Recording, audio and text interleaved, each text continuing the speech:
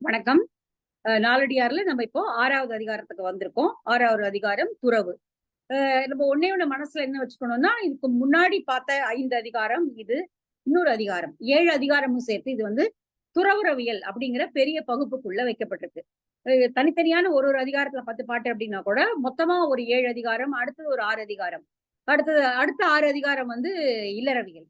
இந்த 7 பிளஸ் 6 இது 2ம் சேர்த்து இப்போ பொருட்பால்ல வச்சிருக்காங்க. அதாவது அறத்துப்பால்ல வச்சிருக்காங்க. அடுத்து வர்றது பொருட்பால். நமக்கு திருக்குறளுடைய பகுப்பு முறை தெரியும். அறத்துப்பால், பொருட்பால், காமத்துப்பால் அப்படிங்கிற 3 பகுப்பு இருக்கு. இதுலயும் அதே மாதிரியான பகுப்பு தான். அறத்துப்பால், பொருட்பால், காமத்துப்பால். இதுல வந்து அறத்துப்பால்ல இல்லறவியல், துறவறவியல் 2ம் இதுல இருக்கு. சோ இப்ப நாம பார்த்துட்டு வரக்கூடிய இந்த தொடர் அது வந்து துறவறவியல். சோ துறவறவியல் அப்படின்னு பார்த்தோம்னா, துறவை மேற்கொள்ள வேண்டும் என்று விரும்புபவர்களுக்கு கட்டாயமான விதிகள் இவை. நம்ம பௌத்தத்துல, சமணத்துல கூட அத பார்க்கலாம். சிரமண மதங்களான பௌத்தம், சமணத்துல கூட பாத்தீங்கன்னா, இல்லறம் வாழ்பவர்களுக்கு விதிமுறைகள் வேற. துறவிகளுக்கான விதிமுறைகள் வேற. பிக்குகளுக்கான விதிமுறைகள் பெரிய விதிமுறைகளையே புத்தர் குடுத்திருக்கிறத வந்து நம்ம பார்க்க முடியும். கொஞ்சம் 1, 2 ரிலாக்சேஷன் வந்து இதுல வரும். ஆனா இல்லற வீரர்களுக்கு வரும். ஆனா துறவு மேற்கொண்டு விட்டோம் என்ற ஒரு மனதளவுல வச்சிருக்கிறவங்களுக்கு அந்த மாதிரியான ரிலாக்சேஷன் தளர்வுகள்லாம் ஒண்ணுமே கிடையாது. அதனால துறவுறவியல் அப்படிங்கிறது வந்து துறவினை முக்கியமாக நிகழ்த்துபவர்களுக்கு தான். இல்லறத்துல வாழ்பவர்களுக்கு கிடையாது. இல்லறத்துல வாழ்பவர்களுக்கான விதிமுறைகளே வேற. இப்ப எல்லாரும் துறவு பூண்டுட்டா அப்புறம் யாரு காப்பாத்துறது உலகத்தை? இல்லையா? சோ உண்மையா வந்து இந்த உலகத்தை புறக்கிறவர்கள் வந்து இல்லறத்துல வாழ்பவர்கள் தான். இல்லறத்துல வாழ்பவர்களுக்கு தான் கடமைகள் அதிகம், சமூக கடமைகளும் அதிகம். இல்லற கடமைகளும் அதிகம், சமூக கடமைகளும் அதிகம். ஆனால் இந்த சமூகத்துல, அதாவது இந்திய சமூகத்தை பொறுத்த வரைக்கும் துறவு என்பது ரொம்ப ரொம்ப முக்கியமான ஒண்ணா பார்க்கப்பட்டிருக்கு. ரொம்ப முக்கியமானதா துறவு வந்து இந்து சமயமும் பார்த்திருக்கு, சிரமண மதங்களும் அதை பார்த்திருக்கு. ஏன்னா ஏன்னா துறக்கிறது வந்து அவ்வளவு ஈஸியான விஷயம் கிடையாது. ரொம்ப எளிமையான விஷயம் ஒண்ணு கிடையாது. ரொம்ப நமக்கு பிடிச்ச ஒரு சாதாரண ஒரு பொருளை, ஒண்ணு இல்ல ஒரு இழந்த பழம் அப்படின்னா கூட அதை விடுறது கூட ரொம்ப கஷ்டம் தான். அதனால துறவு அப்படிங்கறது வந்து ரொம்ப ஹையஸ்ட் ஒரு இடத்துல வச்சு அவங்க அதை பார்த்திருக்காங்க.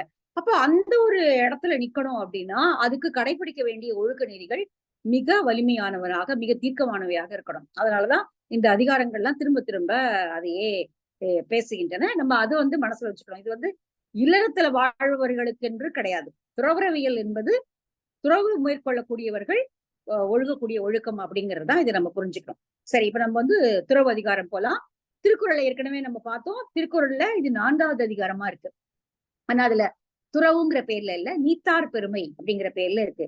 நீத்தார் பெருமைனா, நீத்தார்னா உலக இன்பத்தை நீத்தவர்கள் தான். 2 பொருள் உண்டு. நீத்தார்னா இறந்து விட்டவர்கள் பொருளும் வரலாம். ஆனா நீத்தார் என்பது உலக ஆசையை, உலக வாழ்வியல் இன்பங்களை நீத்தவர்கள். அவர்களுடைய பெருமையை பேசுவது அப்படிங்கிற மாதிரி அந்த ஒரு பேர்ல அந்த துறவுங்கிற இது வந்து வைக்கப்பட்டிருக்கு திருக்குறள்ல. சோ இப்ப நம்ம நாலடியாரையும் திருக்குறளையும் கொஞ்சம் சேர்த்து சேர்த்து பார்க்கலாம். முதல் பாடல். விளக்கு புக இருள் மாய்ந்தாங்கு ஒருவன் தவத்தின் முன் நில்லாதாம் பாவம். விளக்கு நெய் தேய்விடத்து சென்றிருள் பாய்ந்தாங்கு நல்வினை தீர்விடத்து நிற்குமாம் தீது. ரொம்ப ஒரே ஒரே ஒரு உதாரணத்தை வச்சு 2 பொருளை சொல்லிட்டாங்க. ஒண்ணு வந்து நன்மை, தீமை. இருள், விளக்கு. ஒரு விளக்கு எரியும் பொழுது இருள் அந்த இடத்தை விட்டு நீங்கி போய்விடும். அப்புறம் விளக்குல எண்ணெய் தீர்ந்த உடனே அந்த இருள் திரும்ப வந்து அடைஞ்சிடும். இது நமக்கு தெரிஞ்ச ஒரு விஷயம்தான். இதை வச்சு நல்ல தவம் இல்லாத தன்மை அப்படிங்கறது இந்த பாட்டு விளக்குது. விளக்கு புக இருள் மாய்ந்தாங்கு. விளக்கு ஒரு இடத்தில் தோன்றிவிட்டது என்றால், அது விளக்கு ஏற்றப்பட்டு விட்டது என்றால் அங்க இருக்கக்கூடிய இருள் மாய்ந்து ஓடிவிடும். விளக்கு புக இருள் மாய்ந்தாங்கு. அது போல ஒருவன் தவத்தின் முன் நில்லாதாம் பாவம். ஒருவனுடைய பாவம் அவன் செய்கிற தவத்தின் முன்னால் நில்லாமல் போய்விடும். ஒருவன் பாவம் செய்திருக்கிறான் என்றால், அவன் தவம் செய்தார் என்றால் இந்த பாவம் ஓடிவிடும். எப்படி விளக்கு ஏற்றப்பட்ட உடனே இருள் ஓடிடுமோ அது போல இங்க விளக்கு என்பது தவத்தை குறிக்கும். ஒருவன் தவம் செய்தான் என்றால் அவனுடைய பாவம் ஓடிவிடும். ஆனால் அதே சமயத்துல அது அது போயிடுச்சு அப்படின்னு தவத்தை நிறுத்திட முடியாது. விளக்குல எண்ணெய் தீர்ந்து போச்சுன்னா திரும்ப இருள் வந்து அடைஞ்சிடும். அப்ப இருள் வந்து ஓடி மொத்தமா நீங்கிடல. ரொம்ப அழகா சொல்றாரு அவரு. இருள் வந்து மொத்தமா காலியாய் போயிடல. எங்கேயுமே அது எங்கேயோ போயிடுச்சுன்னு அர்த்தம் கிடையாது. அது அங்கதான் இருக்கு. அதுல விளக்குல எண்ணெய் தீர்ந்து போன உடனேயே திரும்ப இருள் வந்து அடைஞ்சிரும். அது போல நமக்கு பாவம் போயிடுச்சுன்னு சொல்லி தவம் பண்றது நிறுத்திட முடியாது. நீங்க விளக்குல எண்ணெய் விட விட எப்படி இருள் இல்லாம இருக்குமோ அது போல தவத்தை தொடர்ந்து செய்து கொண்டே இருந்தால்தான் பாவம் என்பது அடையாமல் இருக்கும். அதனால தொடர்ந்து ஒருவன் தவம் செய்தான் என்றால் அதை பாதியில எல்லாம் நிறுத்த முடியாது. தவம் செய்தென்றால் துறவு அல்லது ஒரு நல்ல நெறியில் செல்வது அப்படிங்கறத வந்து ஏதோ கொஞ்ச காலத்துக்கு பண்ற தவணை முறையில பண்றேன்னு பண்ண முடியாது. அதை தொடர்ந்து செய்யணும் அப்படிங்கறதுதான் இந்த பாட்டு சொல்லுது. ரொம்ப அழகான, ரொம்ப ஒரு எளிமையான ஓமை, ஆனா ரொம்ப அழகான ஒரு ஓமை. விளக்கு புக இருள் மாய்ந்தாங்கு ஒருவன் தவத்தின் முன் நில்லாதாம் பாவம். ஒருவன் தவம் செய்து துறவு மேற்கொண்டு தவம் செய்தான் என்றால் அவனுக்கு முன்னாடி அவனுடைய பாவங்கள் நிற்க மாட்டாது. அவை ஏன்னா அவன் பாவம் செய்யவும் முடியாது. எப்படி விளக்கு ஏற்றி வைத்தவுடன் இருள் ஓடிவிடுகிறதோ அது போல அவனுடைய பாவங்களும் ஓடிவிடும். ஆனால் அதே சமயம் அந்த இருள் மீண்டும் வரலாம். எப்படின்னா விளக்கினுடைய எண்ணெய் தீர்ந்து போகும்போது. அதனால அந்த இருள் திரும்ப வந்து அடைஞ்சிடுறது மாதிரி பாவமும் திரும்ப வந்து அடைஞ்சிடும் அந்த தவத்தை அவன் கைவிட்டான் என்றால். அதனால தொடர்ந்து நம்ம வந்து அந்த தவத்தை மேற்கொள்பவன் அந்த அந்த செயலிலேயே இருக்க வேண்டும். விளக்குல எண்ணெய் தீர்ந்து போகவே கூடாது. இந்த விளக்கினுடைய எண்ணெய் எப்பொழுதும் இருப்பது போல, அப்பதான் இருளை ஓட்ட முடியும் என்பது போல ஒருவன் தவத்தை மேற்கொண்டால் தொடர்ந்து தவம் செய்யணும். அப்பதான் பாவம் அண்டாது. இல்லை என்றால் கொஞ்ச காலம் விலகி போன பாவம் நீர்க்குளத்துல பாசி படர்வது போல மீண்டும் வந்து அடர்ந்து விடும். அதனால இந்த நீர்க்குளத்து பாசி வந்து நம்ம குறுந்தொகையிலையும் பார்த்திருக்கோம். இது வந்து உடனே தொட ஒழி தொடு ஒழி நீங்கி அப்படின்னு தலைவன் கூட இருக்கும் பொழுது பசலை வந்து என் மேல வரல, அவன் இல்லாத போது வந்து படர்ந்துருது அப்படிங்கிற பாட்டுல வந்து தலைவி சொல்லுவா. அந்த குளத்தின் பாசி வந்து இப்படி தொடும்போது அது கொஞ்சம் அப்படி நீங்கி போகும், அப்புறம் திருப்பி வந்து சேர்ந்துருவா அந்த மாதிரி. அது போல இங்க விளக்கு என்பது அது போலதான். அதனால வந்து நல்வினை செய்பவர்கள் தொடர்ந்து அந்த நல்வினையில் நீடித்து நிற்க வேண்டும். ஒரு துறவு மேற்கொள்பவன் இதை ஒரு நீடித்த செயலாக ஆக்கிக் கொள்ள வேண்டும். அதுதான் இந்த பாட்டினுடைய பொருள். விளக்கு புக இருள் மாய்ந்தாங்கு ஒருவன் தவத்தின் முன் நில்லாதாம் பாவம். ஒருவனுடைய தவத்தின் முன்னால் பாவம் நிற்காது. விளக்கு நெய் தேய்விடத்து, விளக்கினுடைய நெய் குறைந்து, நெய் என்பது இங்க எண்ணெய் பொது பெயர் தான், பொது பெயரா தான் அது வழங்கி இருக்கிறது. அதனால எண்ணெய்ங்கிற பொருள் தான். தேய்விடத்து சென்று இருள் பாய்ந்தாங்கு. இது எவ்வளவு அழகா இருக்கு பாருங்க இந்த வார்த்தை. சென்று இருள் பாய்ந்தாங்கு. மெதுவாலாம் வராது இருள். விளக்குல எண்ணெய் தீர்ந்து போச்சுன்னா இருள் பாஞ்சு ஓடி வந்துரும் அப்படியே. அவ்வளவுதான். அது ஏன்னா அது எங்கேயும் போகலையே, அது அங்கேதான் இருக்கு. அதனால எங்கேயும் விளக்கு தேத்தியாச்சு இனிமே அவ்வளவுதான் கவலைப்பட வேண்டியது இல்லைங்கிறத விட முடியாது. அந்த அதை வந்து கண்காணிச்சுட்டே இருக்கணும். தேய்விடத்து சென்றிருள் பாய்ந்தாங்கு நல்வினை தீர்விடத்து நிற்குமாம் தீது. உங்களுடைய தவத்தை நீங்கள் குறைத்துக் கொண்டீர்கள் என்றால் நல்வினை குறையும். நல்வினை குறைந்தது என்றால் விளக்குல என்ன குறையுதுன்னு அர்த்தம். அப்ப தீமை ஆகிய இருள் வந்து ஓடி வந்து உங்களை அடர்ந்து விடும். அதனால் நல்ல செயல்களை செய்பவர்கள் கொஞ்ச காலம் செஞ்சுட்டு விட்டுட்டா போதும்னு நினைக்க கூடாது. அதை தொடர்ந்து செய்ய வேண்டும். விளக்கை நீண்ட தூரம் எரிய விட வேண்டும் அப்படிங்கறதான் இந்த பாடலுடைய பொருள். இந்த விளக்குன்னு சொன்ன உடனே தம்மபதத்துல வந்து புத்தர் வந்து ஒரு விளக்க வச்சு ஒரு உவமை சொல்லுவாரு. அது ரொம்ப அழகா இருக்கும். அதாவது ஒரே நான் தானா, நான் என்பது ஒரே நான் தானா அப்படிங்கிற மாதிரி ஒரு கேள்வி வரும். நான் தான் இப்ப என்னோட உடம்புல இருக்கிற ரத்தம் சதை கொழுப்பு எல்லாம் ஒரே இதுதான். ஆனா 5 வயசுல இருந்த நானும் இப்போ வந்து 20 வயசுல இருந்த நானும் 50 வயசு இருக்கிற நானும் 70 வயசு இருக்கிற நானும் ஒன்னா அப்படிங்கிற ஒரு கேள்வி வருது. நம்ம உடம்புதான் மாறிக்கிட்டே வருது. ஆனா உள்ள இருக்கக்கூடிய நான் தான் நம்ம நினைக்கிறோம். ஆனா அது இல்ல. அதுக்கு ஒரு கேள்வி அவர் கேட்பாரு, புத்தர் கேட்பாரு. அது ரொம்ப அழகான ஒரு ஓமை. அது ஒரு விளக்கை ஏத்தி வைக்கிறீங்க. அந்த விளக்கு வந்து ஒரு மாலை 6 மணிக்கு ஏத்தி வைக்கிறோம். அப்புறம் மறுநாள் காலையில வரைக்கும் அந்த விளக்கு எரியுதுன்னு வச்சுக்கோங்க. இப்போ முதல்ல எரிஞ்ச அந்த விளக்கும் நடுவுல வந்து அதாவது அந்த சுடரும் இறுதியில வந்து அந்த சுடரும் ஒன்னானா ஒரு பக்கம் பார்த்தா அது ஆமா ஒண்ணுதான், ஒரே சுடர் தான், அது ஒரே விளக்கு ஒரே சுடர் தான். ஆனா அது ஒரே சுடரும் இல்ல இல்லையா? அது போலதான் நம்முடைய மனித வாழ்க்கையினுடைய தொடர்ச்சியும் அப்படிதான் அப்படின்னு சொல்றதுக்கு அதை சொல்லுவாரு. அது ரொம்ப ரொம்ப ஆச்சரியமா நிறைய யோசிச்சு யோசிச்சு பார்த்தா அது ரொம்ப இந்த ஓமை எப்படி தோணுச்சு அப்படின்னு இருக்கும். ஒரே விளக்கு தான், ஆனா அது ஒரே விளக்கு இல்ல அப்படிங்கிறது வந்து நமக்கு புரிய வரும். ஒரே நம்பதான், ஆனா ஒரே நம்ப இல்ல இல்லையா? நம்ம மாறிக்கிட்டே இருக்கோம். ஆனா நம்மள வந்து நம்ம தனியா நம்ம தான் அடையாளப்படுத்திக்கிறோம். அப்படி இல்ல அப்படிங்கிறது வந்து அது சொல்றது. இந்த விளக்க படிச்ச உடனே எனக்கு அது ஞாபகம் வந்தது. சோ இந்த பாட்டு ரொம்ப அழகா இருக்கு. முதல் பாட்டு அப்படி. சரி. 2வது பாட்டு ரொம்ப இன்ட்ரெஸ்டிங்கானதுதான். எதை படிக்கணும், எதை செய்யணும், தவம் மேற்கொள்பவர்கள் எதை செய்ய வேண்டும். இது வந்து தவம் மேற்கொள்பவர்களுக்கு தான் இந்த பாடல். அது ஞாபகத்துல வச்சுக்கணும். நிலையாமை நோய் மூப்பு சாக்காடு என்றெண்ணி தலையாயார் தம் கருமம் செய்வார். தொலைவில்லா சப்தமும் சோதிடமும் என்றாங்கு இவை பிதற்றும் பித்தரில் பேதையார் இல். நம்ம படிக்கிறது வந்து ரெண்டுத்துக்காக படிக்கலாம். இம்மைக்காக படிக்கலாம், மறுமைக்காக படிக்கலாம்.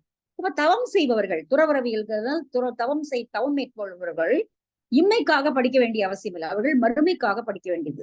இப்ப மறுமைக்காக படிக்க வேண்டும் என்றால் தத்துவம் அது போன்றவற்றை படிக்கணுமே தவிர இந்த கிரக நிலைகளை சொல்லக்கூடிய புத்தகங்கள், அப்புறமா வந்து இந்த இலக்கணங்களை சொல்லக்கூடிய புத்தகங்கள், சோதிடம், இதையெல்லாம் படிக்க கூடாது.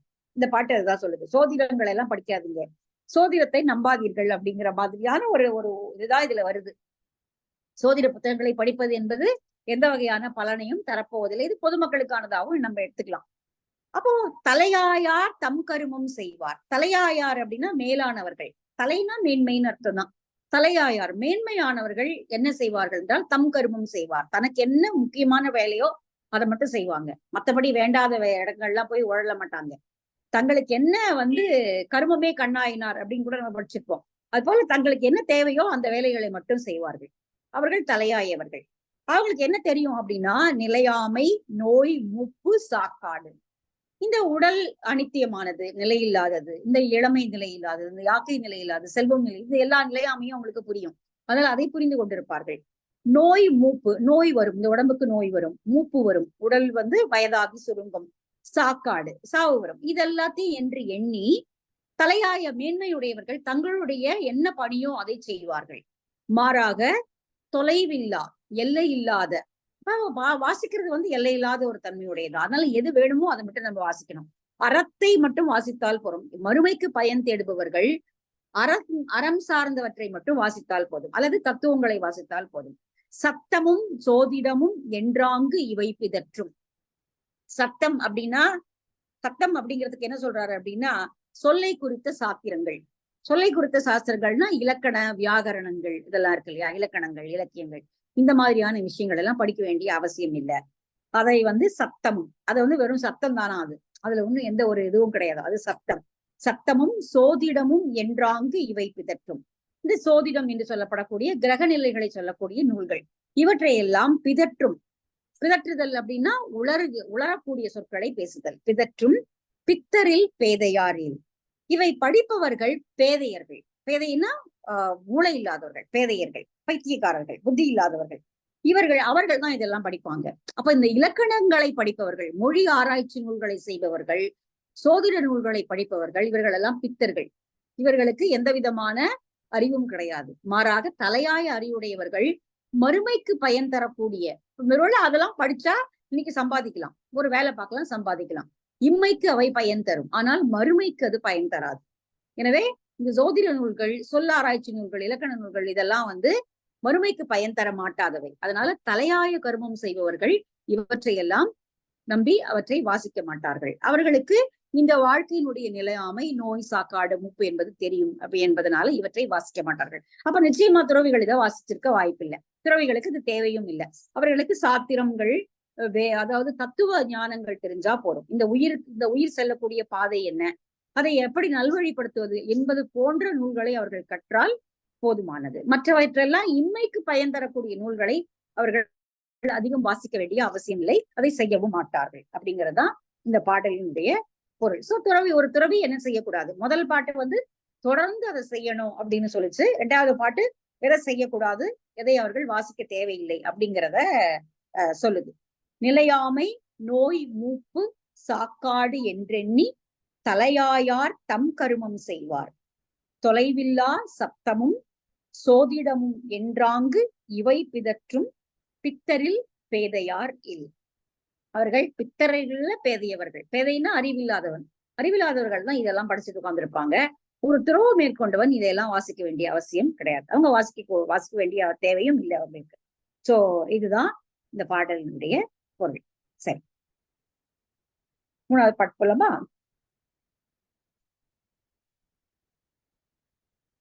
ஓகே.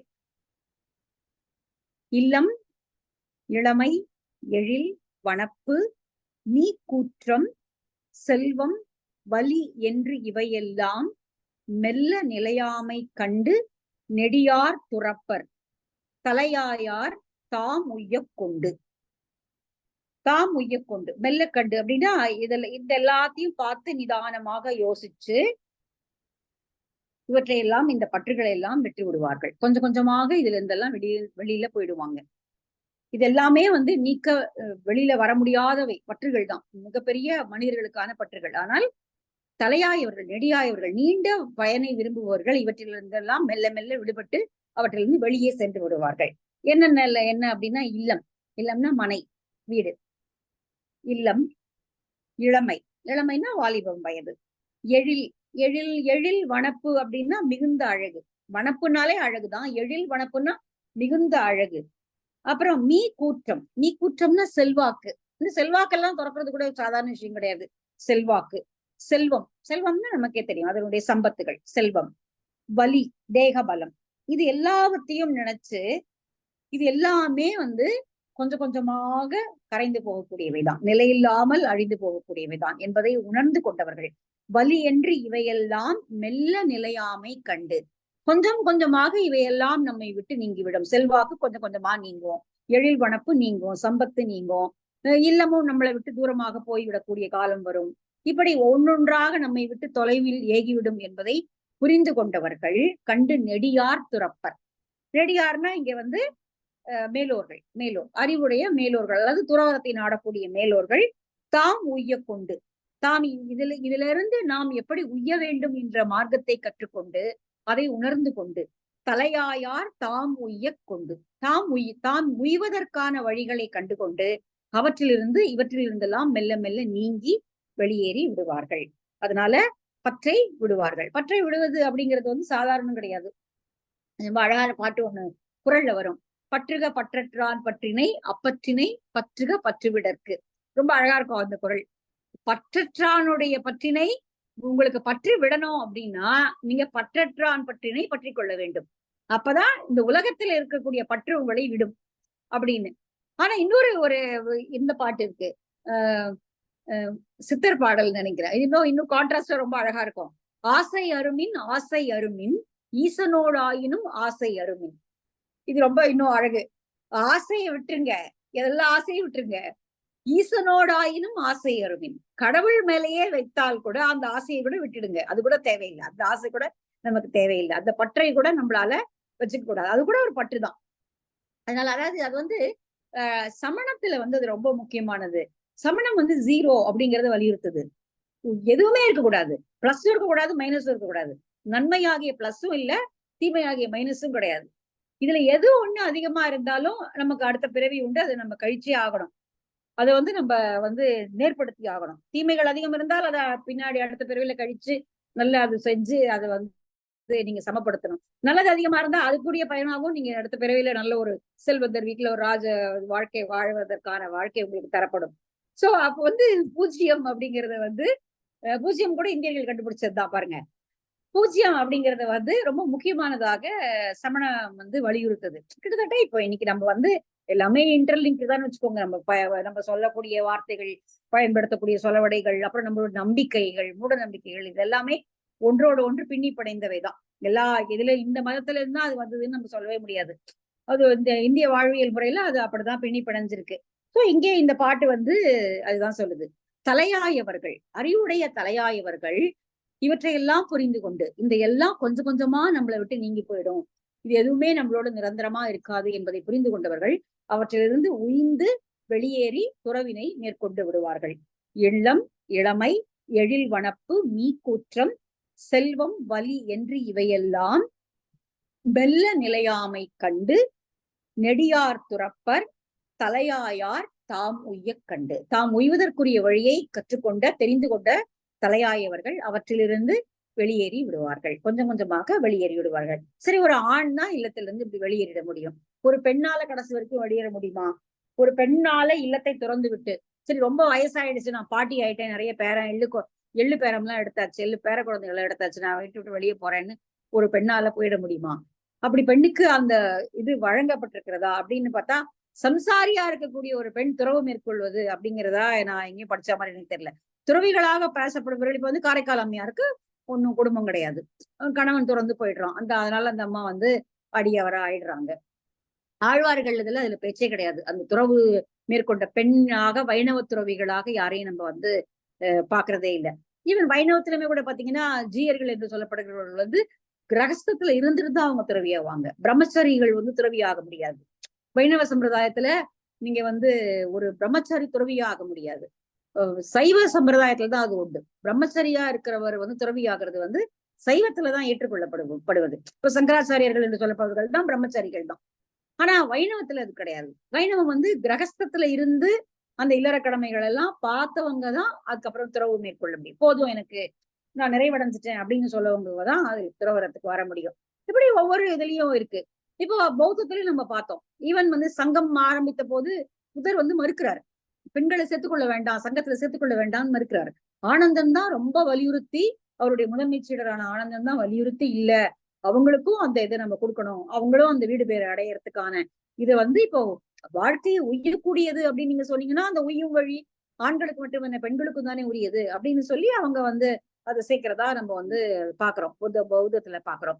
சமண துறவிகள் உண்டு. ஆனால் இப்ப இல்லறத்தை துறந்து போகிறது அப்படிங்கிறது வந்து பெண்களுக்கு வழங்கப்பட்டிருக்கிறதா அப்படின்னா அது ஒரு கேள்விக்குறிதான். அப்படி இருக்கிற மாதிரி தெரியல. ஆனால் இன்னைக்கு இந்த பிரம்மகுமாரிகள் சங்கம் அந்த மாதிரிலாம் நிறைய பிரிவுகள்லாம் இருக்கு. அவங்க என்ன மாதிரி அந்த வழிமுறைகளை கடைபிடிக்கிறாங்க அப்படின்னு நம்ம படிச்சாதான் அது தெரியும். சோ இது வந்து துறவு மேற்கொள்பவர்கள் தலையாயவர்கள் தன்னுடைய இதுல இருந்து வெளியே போயிடுவாங்க அப்படிங்கறத சொல்லுது.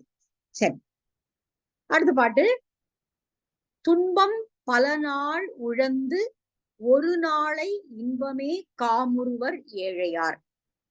இன்பம் இடை தெரிந்து இன்னாமை நோக்கி மனையார் அடைவு ஒழிந்தார்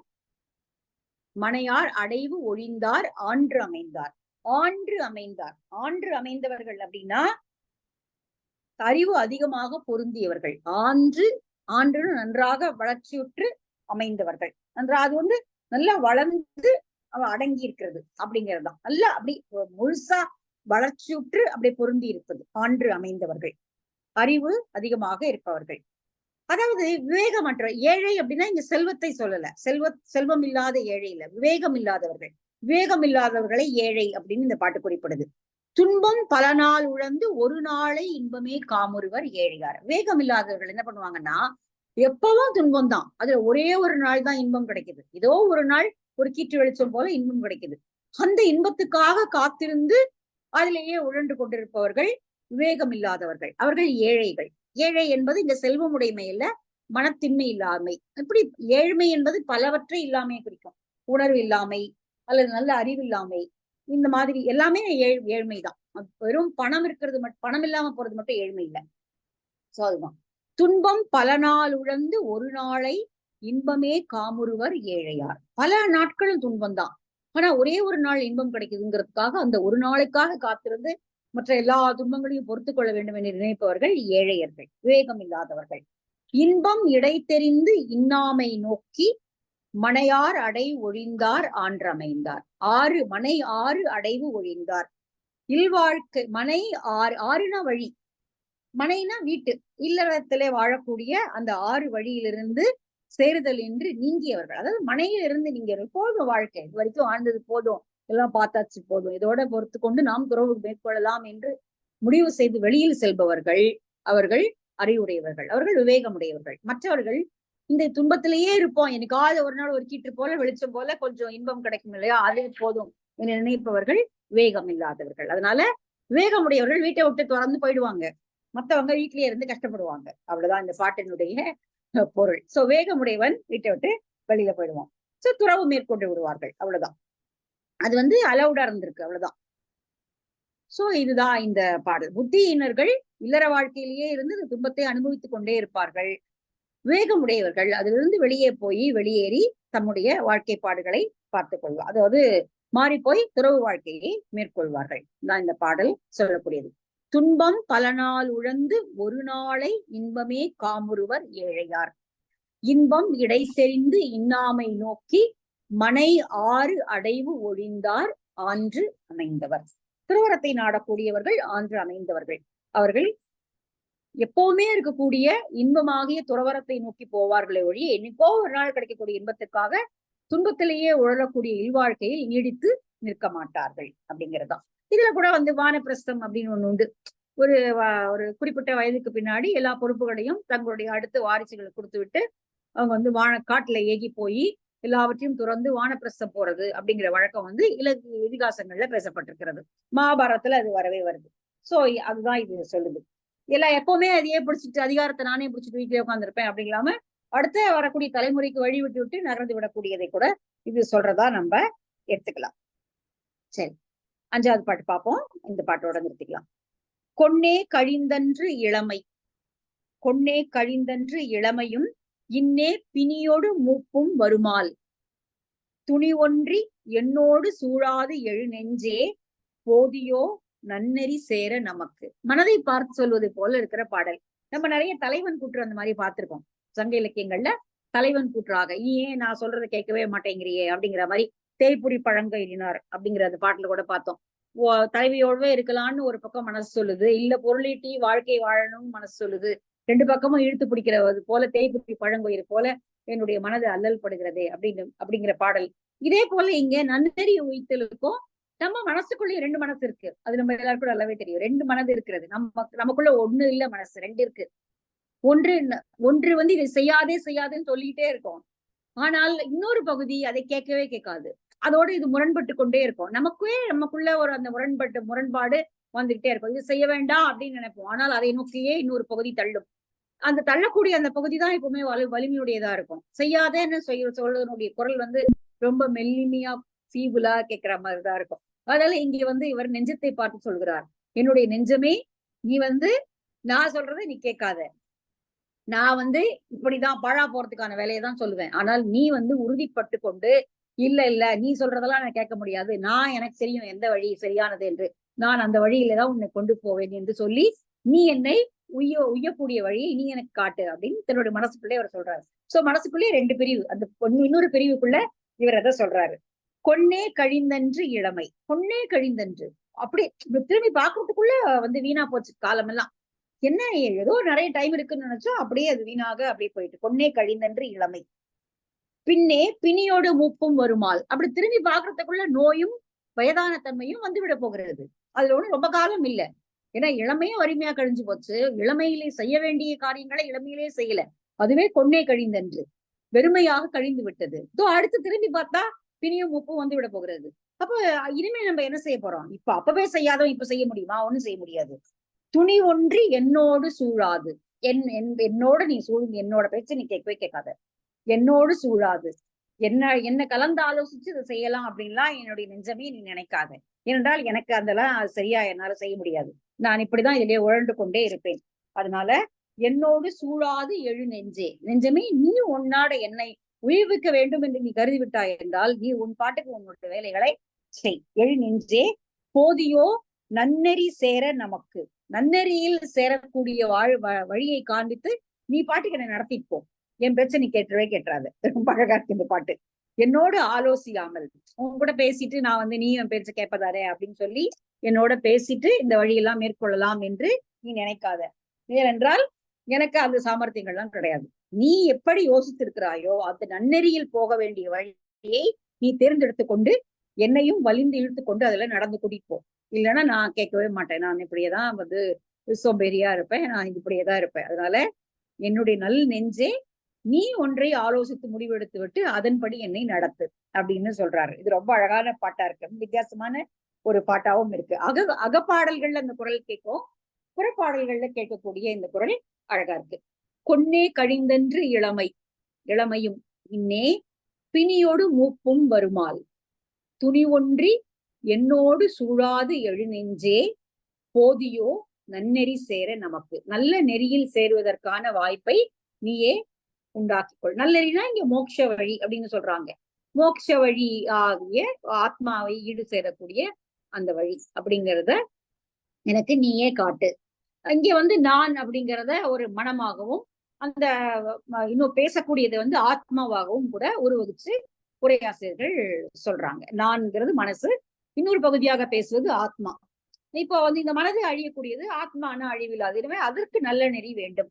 அதனால வந்து ஆத்மா வந்து தன்மை கடை தேற்றுவதாக அப்படிங்கிற மாதிரியும் இந்த பாடலுடைய பொருளை எடுத்துக்கலாம். சோ இது நம்ம 5 பாட்டு பார்த்திருக்கோம். மீதி 5 பாட்டை நாளைக்கு வகுப்புல நம்ம பார்த்து முடிக்கலாம்.